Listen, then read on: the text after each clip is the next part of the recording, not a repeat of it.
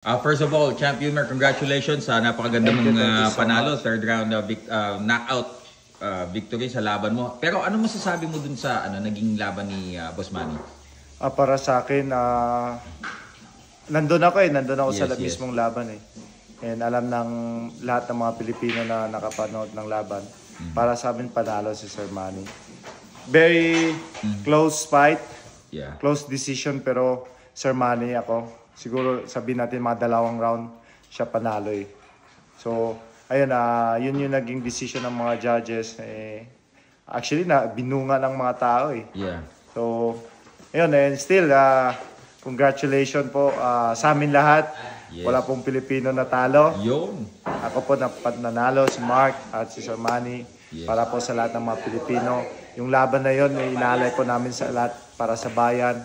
And hopefully, sa sunod na mga laban, magkikita-kita pa rin tayo mga Pilipino. Ayan, ang saya. Parang yung naging reunion, parang yung stadium. Tsaka yung stadium, dumadagundong eh. Hindi, parang naging Filipino stadium eh, no? So, ayun, grabe talaga yung and nagpapasalamat po ako sa lahat ng mga Pilipino na pumunta doon, sumuporta sa amin. Kahit yung mga Pilipino na hindi man nakapunta sa ibang panig ng mundo, sinuportahan po kami. Maraming salamat po sa inyong lahat. At syempre, Champ, nakasama mo talaga na mag-ensayo si Boss Manny at tinuturuan ka pa niya. Iba yung impact yun sa amin na tinuturuan kami. Nandun parang ginaguide kami ni Sir Manny sa mga training. Nakita ko yung tinuturo niya pitik eh. Hindi lang yung training ginaguide niya sa amin eh. Pati kung paano maging isang professional boxer. Paano maging isang legend. Paano maging isang Hall of Fame. Wow. So, parang actual training eh. Pinapakita niya sa amin. Hindi man lahat na binibigkas niya, pero pinapakita niya kung paano example. Paano yung isang paano gumalaw ang isang Hall of Fame sa pagiging humble, pagiging hardworking.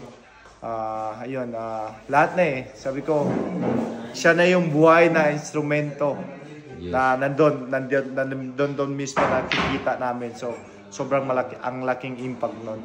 Last question, Champ. At the age of 46, si Boss Manny, nagulat ka ba na kahit late rounds talagang yung footwork niya nandun pa rin? Grabe yung mga combinations niya. First time ko napanood si Sir Manny na lumaban. No? Talaga? First time ko yun. Okay. And nasabi ko, ano na lang siguro nung mga panahon na kasagsagan niya, no? Sabi ko, parang nagigigil ako. Sabi ko, ano na lang siguro kung ganun yung mga galaw. So, sobrang na-amaze ako, no?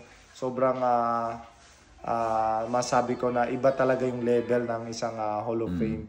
Kaya, sa ngayon, araw-araw, parang naka-encode na siya sa akin, eh.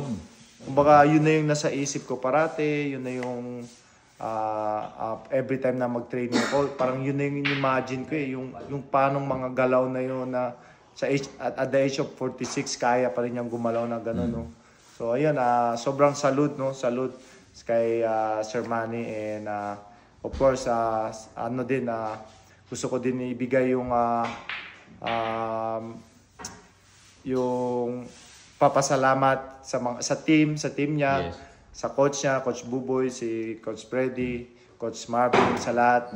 Hindi naman yun magiging ganon si Sir Manny, kundi din dahil sa team niya. So, sa lahat ng mga Pilipino yun, kasi alam ko yung parang siyang kung halimbawa ko, parang siyang si Son Goku. Ayun, aba. Yung kinukuha yung mga lakas ng mga spirit ball. Yung mga ganon. Ganon siya eh, ganon eh. Pag sumisigaw yung mga tao, ganon yung ni Sir Manny. Kaya, ayun, sobrang salute and congratulations po sa amin lahat. Yan. There you have it, ladies and gentlemen. Champ Ymer Marshall, 6-0 now as a professional. Let's go. Woo!